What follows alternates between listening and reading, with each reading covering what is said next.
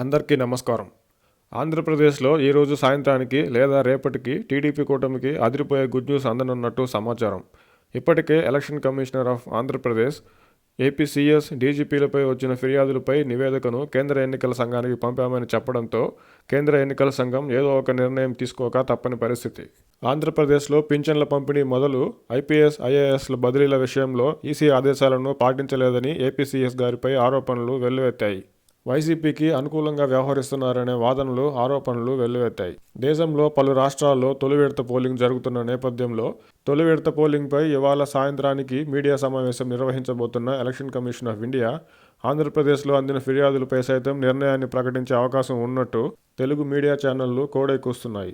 APCS, DGP గారులపై పదుల సంఖ్యలో ఆరోపణలు వెల్లువెత్తుతున్న నేపథ్యంలో ఎలక్షన్ కమిషన్ ఆఫ్ ఇండియా ఖచ్చితంగా వారిని బదిలీ చేస్తుందన్న నమ్మకం టీడీపీ శ్రేణుల్లో కనిపిస్తుంది.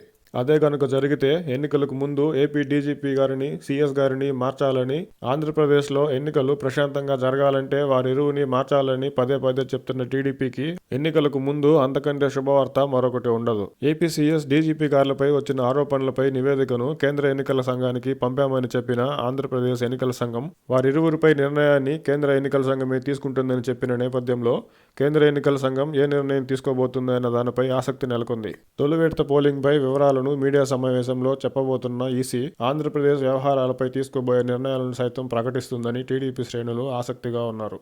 టీడీపీ ఆశిస్తున్నట్టు ఏపీసీఎస్, డీజీపీ గారులను మార్చబోతారా లేదా అనేది కొద్ది గంటల్లోనే తెలిసిపోతుంది.